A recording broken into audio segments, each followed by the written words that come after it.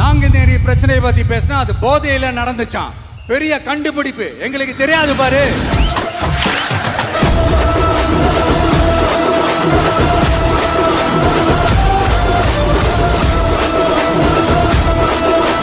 நம்ம டிவிக்கு ஆட்சி அமைஞ்ச உடனே பெண்கள், இளைஞர்கள், விவசாயிகள், மீனவர்கள், உழைக்கிற மக்கள் எல்லாருமே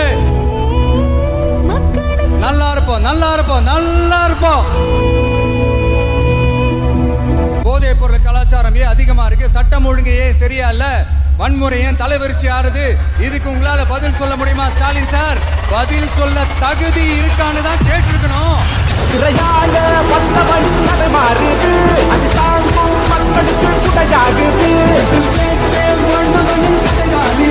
தமிழ்நாடு